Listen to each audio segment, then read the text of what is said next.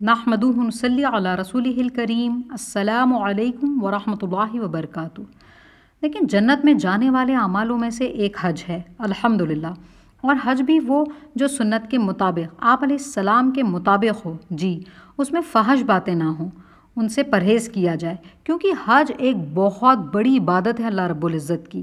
اللہ کے رسول صلی اللہ علیہ وآلہ وسلم نے فرمایا، جس شخص نے اللہ کے لیے اس شان کے ساتھ حج کیا جس میں نہ کوئی فحش بات ہوئی اور نہ ہی کوئی گناہ، تو وہ شخص اس طرح ہوگا جیسے کہ ابھی پیدا ہوئے بچے کے مانند، گناہوں سے بالکل پاک۔ اللہ اکبر۔ لیکن اس میں نہ کوئی گناہ ہو اور نہ ہی کوئی فحش باتیں ہوں۔ شو آف سے بچا جائے، حج کے نام پر جو دعوتیں ہوتی ہیں دعوتوں سے بچا جائے، کیونکہ یہ اللہ کے رسول کا دین نہیں ہے۔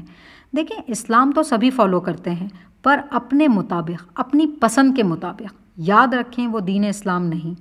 صحیح دین اسلام تو آپ علیہ السلام کی ہر چیز کو ہو بہو نقل کرنا ہے۔ نماز، روزہ، حج، زکوٰۃ، زندگی کے ہر مرحلے میں آپ علیہ السلام کی ہی نقل کی جائے گی۔ جو آپ نے کیا بالکل ویسا ہی، اور وہی نیکی اللہ رب العزت کی بارگاہ میں قبولیت کے لائق ہوگی۔ سادگی سے سنت کے مطابق حج کریں انشاءاللہ۔